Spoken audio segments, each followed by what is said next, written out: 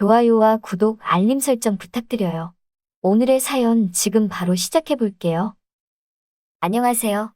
올해로 33살이 된 남자입니다. 몇 년 전 뜨거웠던 여름 어느 날 정말 많이 좋아했던 그녀와의 이야기를 해보고 싶어서 용기를 내서 사연 한번 적어봅니다. 정말 많이 좋아한 사람이지만 저와 제일 친한 친구의 애인이었어요. 저와 그런 일이 있었지만 그 여자는 지금 제 친구와 가정을 꾸리고 잘 살고 있네요. 마음속으로만 간직해야 할 수밖에 없는 비밀과 추억에 대한 이야기를 지금 시작하겠습니다. 무더위가 기승을 부리던 4년 전 여름이었습니다. 그해 봄 언젠가 건강에 문제가 생겨 다니던 회사를 때려치우고 집에서 휴식을 취하고 있었어요. 참 어렵게 들어간 회사였는데 체력적으로 힘들었는지 입사 2년 차에 몸이 많이 상해버리고 말았네요. 회사에서 나와 집에서 휴식을 하니 건강은 많이 좋아졌는데 집에서만 있으니 몸이 못 버티겠더라고요. 원래 밖으로 돌아다니는 성격은 아닌데 한 달 넘게 집에만 있으니 좀 있으셔 뭐 할 만한 걸 알아보다가 거금을 주고 카메라를 하나 장만했습니다. 자연에 나가 사진을 찍으니 맑은 공기도 마시고 탁 트인 경치를 보고 있으니 마음에 여유도 생기더라고요. 그래서 한동안은 사진 출사 다니는 데에 푹 빠져 있었습니다. 그날도 가방에 이것저것 챙겨놓고 무작정 풍경 사진을 찍으러 버스터미널로 향했어요.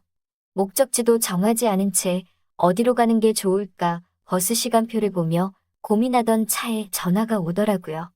그녀였습니다.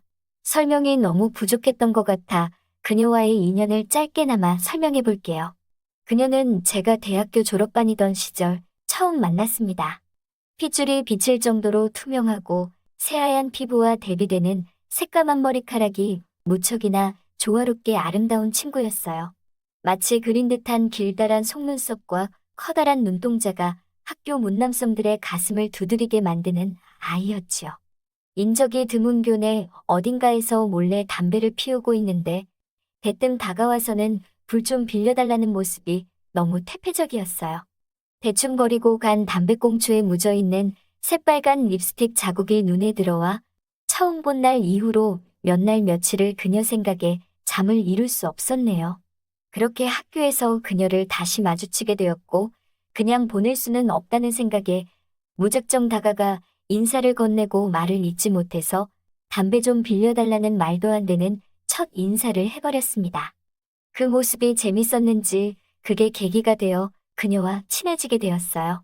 언제 제 마음을 고백해야 하나 고민하고 있었는데 얼마 뒤 그녀는 저와 같이 셋이서 가끔 어울렸던 대학 시절 저와 가장 친했던 친구와 연인이 되어 있더군요.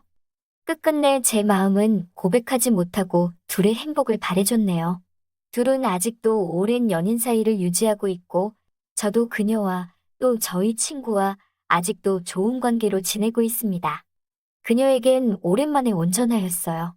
서울에서 살던 그녀가 부산에 있는 호텔에 취업이 되어서 한동안 연락 없이 지내다가 거의 몇 달 만에 온 전화였지요. 오랜만에 온 전화라 반갑게 받아보니 대뜸 일이 너무 힘들다며 신세한탄을 하더라고요.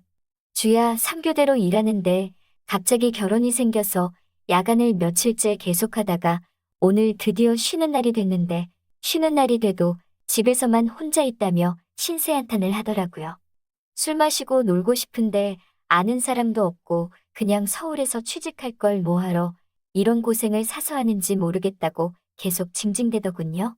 객지로 취업된 아가씨가 외로움을 토로하는 평범한 투정이었으나 가만 생각해보니 어차피 저는 지방에 내려가려고 짐도 챙겨 나왔고 아직 목적지도 정해지지 않았으니 오늘은 조금 멀리 가더라도 부산에 한번 가보는 것도 나쁘지 않겠다는 생각이 들었어요. 풍경 사진도 좋지만 골목이라든지 시장 같은 것도 사진으로 담으면 좋겠다는 생각도 들었고요. 그래서 그녀에게 최대한 부담이 가지 않게 안 그래도 오늘 부산 내려가려고 나왔는데 볼일 다 보고 시간 되면 잠깐 보자고 말을 했습니다. 그녀는 못 믿는 눈치로 거짓말하지 말라며 긴가민가 하고 있길래 그 자리에서 버스터미널 사진이랑 대기 중인 버스 사진 몇 장 찍어 보내주니 못 믿겠다는 듯한 말투로 거듭 진짜인지 확인하더라고요. 도착해서 볼일 다 보고 연락 준다고 말해주곤 그렇게 부산행 버스에 몸을 실었습니다. 4시간 정도 걸려 도착한 부산, 마음 같아서는 도착한 그 순간부터 그녀를 만나고 싶었지만 너무 속보이는 것 같아 혼자 이리저리 돌아다니면서 시간만 때웠죠. 어느덧 해가 뉘엿뉘엿지기 시작하고 그녀에게 연락했어요. 만나기로 한 장소에서 지리를 잘 모르니 약속 장소를 헤매고 있는데 저쪽 멀리서 누군가가 주먹만한 통곡구두를 신고 비틀비틀 제 쪽으로 달려오길래 쳐다보니 바로 그녀였어요. 오랜만에 사람을 만나서 그런지 힘을 잔뜩 주고 나온 게 다 티가 나더라고요. 제가 좋아하던 새빨간 립스틱은 그녀의 새하얀 피부가 더 강조되게 만들었고, 그리고 그녀가 입고 나온 검은색 치마는 아슬아슬하게 보일락 말락하고, 상의에는 안에 입은 검은색이 도드라지게 보일 정도로 얇디 얇은 베이지색 티셔츠에 얇은 가디건을 하나 걸치고 나왔어요. 어디서부터 뛰어온 건지 유난히도 새하얀 피부에 대비되게 양쪽 볼이 붉어져서는 숨을 몰아쉬며 오빠, 나 부산 오고 나서 사람 만나는 게 처음이에요. 라고 반갑게 인사를 하더라고요. 그러길래 왜 집 가까운 곳 내버려두고 먼 데까지 와서 고생이냐고 톡 쏘아주니 머뭇대면서 배시시 웃어넘기더라고요. 뭘 먹을까 하다가 근처 삼겹살집에 들어가 가볍게 소주 한 병을 시켜 먹고 있는데 그녀가 굽이 높은 구두를 신은 채 의자에 앉아 있다 보니 다리 높이가 높아져서 짧은 치마 사이로 거의 다 드러나더군요. 저를 포함한 삼겹살집의 모든 남자들이 힐끗힐끗 눈요기를 하게 됐지요. 그 시선을 느꼈는지 그녀가 구두를 벗어던지더니 다리를 제 쪽으로 쭉 뻗었어요. 테이블을 가로질러 제 비어있는 옆자리 의자에 올라와 있는 그녀의 하얀 발등에 구두 자국이 분홍빛으로 선명했습니다. 그렇게 한참을 떠들다가 아는 사람을 처음 만났다는 말이 마음에 걸려 제 친구놈 그러니까 그녀의 남자친구가 아직 한 번도 놀러 온 적이 없느냐고 물어봤어요. 그녀는 아쉬움과 서운함이 묻은 표정을 지으며 오빠도 요즘 일이 바쁘다 보니 통 내려올 기회가 없었다고 말하더라고요. 제가 꼬치꼬치 캐물으려 하니 조금 그랬는지 화제를 바로 돌리더라고요. 저보고 만나는 사람 믿냐고 물어봤어요. 그녀 때문은 아니고 사실 그동안 시간적 여유도 없었고 최근에는 건강까지 안 좋다 보니 만날 겨를이 없었을 뿐인데 또 단둘이 이렇게 시간을 보내고 있자니 저도 모르게 거짓말을 하게 되더군요.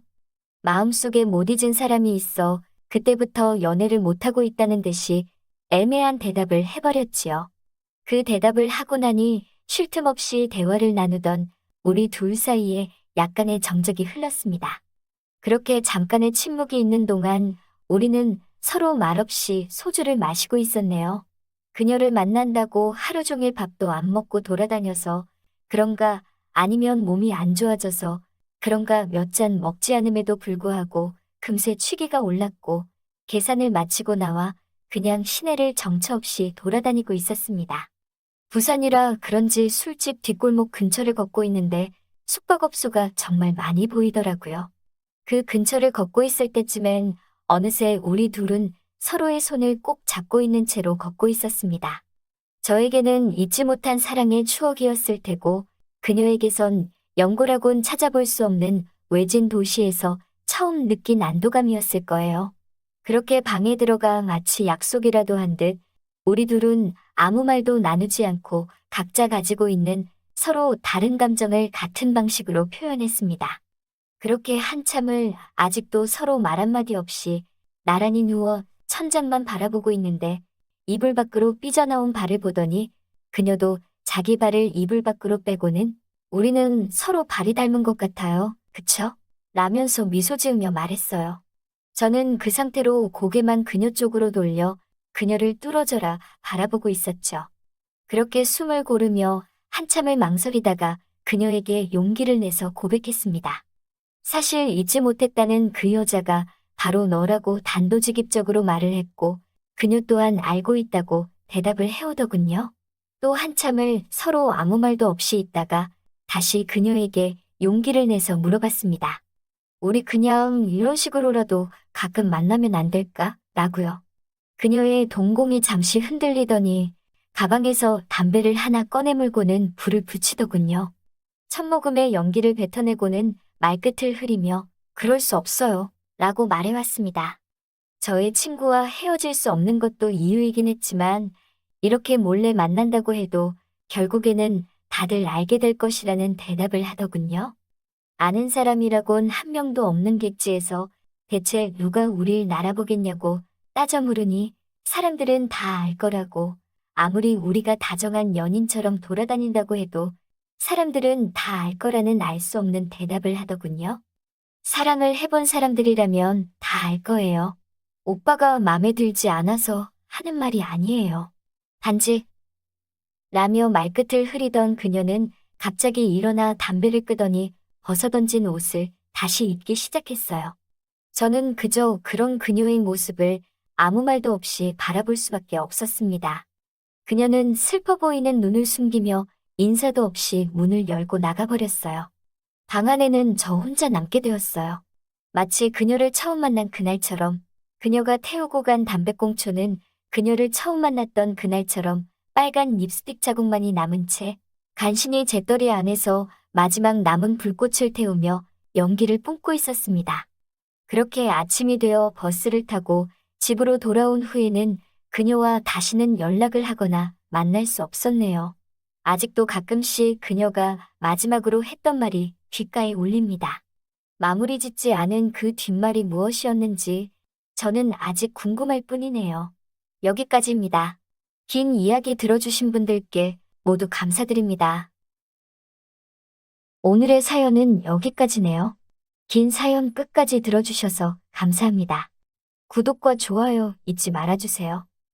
좋아요와 구독, 알림 설정 부탁드려요. 오늘의 사연 지금 바로 시작해 볼게요. 안녕하세요. 저는 20대 후반 남자이고 얼마 전 대학교를 졸업하고 취직을 준비하고 있는 백수입니다. 부모님은 식당을 조금 크게 하시고 저는 지금 결혼한 누나와 매형과 함께 부모님이 물려준 집에서 살고 있어요. 백수이긴 하지만 가끔 부모님 식당을 도와주거나 누나가 시키는 잡일들을 하면서 부족한 용돈을 충당하고 있습니다. 매형과 누나 사이에는 이제 유치원에 다니는 조카가 있는데 아무래도 두 사람이 맞벌이이다 보니 조카가 유치원이 끝나면 스쿨버스 내려주는 곳까지 가서 제가 데려와야 했습니다. 처음 누나가 부탁했을 때는 정말 가기가 싫었어요. 하루 중에 제일 어정쩡한 시간인데다가 결혼도 안 한 꽃다운 나이에 남자 혼자서 젊은 애엄마들 사이에 서 있으니 괜히 시선이 저한테 쏠리는 것 같기도 했고요. 그런데 몇 번 다니다 보니 분명 첫날에는 후줄근하게 나오던 애엄마들이 저를 의식해서인지 화장도 하고 옷도 일부러 저에게 보여주기 위해 입은 것 같은 짧은 옷들을 입고 나오기 시작하는 것 같더라고요. 괜히 남들에겐 말하지 못할 로맨스가 생기진 않을까 기대를 하게 되니 어느 날부터는 즐겁기까지 하더라고요. 게다가 누나한테 용돈까지 받으니 일석이조였어요. 그중에 말을 트게 된 고양이상 얼굴에 새끼가 흘러넘치는 애엄마와 말을 트게 되어서 작업을 조금만 하면 어디 가서 술이나 같이 한 잔 마실 수 있겠다는 계산이 섰는데 누나가 어느 날 저에게 차키를 던져주더라고요. 조카가 유치원이 끝나고 학원에 가야 되니 유치원에 직접 가서 태워오고 학원에 내려주고 오라는 겁니다. 그 귀여운 애엄마와 조금만 더 하면 될 것 같은 게 아쉬워서 누나에게 싫다고 땡깡을 부렸더니 평일 동안에는 차를 자유롭게 써도 된다는 조건을 걸어서 알겠다고 했습니다. 차가 생기면 어떤 방법이든 생길 것 같다는 계산이 들었어요. 차키를 건네받은 첫날 유치원으로 향했습니다. 문을 열고 들어가니 한 아줌마 한 분이 어떻게 오셨냐고 물어봐서 조카 이름 대면서 데리러 왔다고 말을 했습니다. 이어서 어떤 선생님이 나오셔서 눈이 마주쳤는데 그녀를 마주친 순간 그 귀여운 애엄마는 제 머릿속에서 순식간에 사라져버리고 말았습니다. 조카를 데리고 저를 마중 나온 유치원 선생님 그녀는 제 어깨를 살짝 넘는 큰 키에 검은색 낀 생머리가 너무나도 청순하게 잘 어울리는 미인이었습니다. 나풀나풀한 원피스를 입고 그 위에 검정색 앞치마를 메고 있었는데 그 앞치마 때문인지 되게 가정적인 청순함이 묻어나오더라고요. 약간 마른 몸매에 가늘은 허리가 인상적이었던 그녀는 얼굴도 정말 예뻤습니다. 텔레비전에서 본 것만 같은 연예인을 연상시키는 미모에 기다리고 있는 조카 녀석은 제 눈에 들어오지도 않았습니다. 그런 가녀린 모습에도 그녀에겐 왠지 가까이 다가갈 수 없는 기운이 느껴졌습니다. 뭐랄까, 저 같은 한량이랑은 어울리지 않는다는 그런 느낌이었던 것 같아요. 작업을 해보려고 능글맞게 인사를 건네도 조용하고 나긋나긋한 목소리로 할 말만 하고 더 이상 저와 대화를 이어가려는 느낌이 들지 않았습니다. 아무튼 그렇게 조카를 차에 태우고 조카에게 이것저것 물어봐서 나이랑 이름을 알게 되었습니다. 저보다 3살이 어린 26살이었는데 애들은 지 선생님이라 그런지 엄마보단 안 이쁘지만 정말 최고로 착하다고 칭찬을 하더라고요. 그 뒤로부터는 정말 차를 끌고 가서 그 애엄마를 어떻게 해보려는 생각은 사라져버렸고 조카를 데리러 유치원에 가는 건 제 일상의 유일한 낙이 되었습니다. 조카가 학원을 매일 가는 게 아니었기 때문에 몇 번은 스쿨버스 내려주는 대로 마중을 나갔었는데 그날부터는 그 귀엽다고 느꼈던 애엄마는 그냥 동네 젊은 아줌마로밖에 보이지 않더라고요. 아무리 귀여워봤자 저보다 연상인 그 여자보다는 역시 청순하고 예쁜 선생님과 잘해보고 싶었습니다. 첫날에는 저를 경계했던 것 같았는데 일주일에 3번은 꼭 만나게 되니 어느 날부터는 웃으면서 먼저 인사도 걸고 조카에 대해서 대화도 나누고 했습니다. 하지만 그런 것 말고는 항상 저와 미묘하게 느낄 수 있는 선을 긋고 학부형과 선생님의 관계 그 이상은 없다는 듯이 조카 관련된 대화가 아니면 칼같이 말을 자르더군요. 청순하고 가녀린 모습에도 콧대 높은 모습이 또 저에게는 큰 매력으로 다가왔습니다. 꼭 이 여자를 나 없으면 못 살게 애원하게 만들고 싶은 강한 욕망이 생겼습니다. 하지만 좀처럼 기회를 주지 않는 그녀의 철벽에 저도 몸이 달아오르기 시작했습니다. 저의 부단한 노력에도 별다른 성과를 보이지 못하던 어느 날이었습니다. 간만에 취직 준비하던 친구 녀석한테 술 한잔 어떠냐며 연락이 왔어요. 차도 생겼겠다 제가 간다고 해서 친구네 동네로 찾아갔습니다. 친구를 만나 요즘 근황부터 취직에 대한 이야기 이것저것을 하다가 술이 얼큰이 들어가니 더 이상 스트레스 받는 이야기는 하기 싫어지더라고요. 친구놈을 꼬셔서 뭘 할까 하다가 도우미를 불러서 노래방에서 놀기로 했습니다. 노래방에 들어가 방을 잡고 친구와 술을 시켜놓고 노래를 부르며 놀고 있었습니다. 문이 열리고 2사람이 들어왔고 제 옆에 앉은 그녀는 이미 술에 많이 취했는지 자리에 앉자마자 제 어깨에 몸을 기대더라고요. 이게 웬 떡이냐 싶었습니다. 잘만 하면 좋은 추억을 많이 만들 수 있을 것 같아서 좋았어요.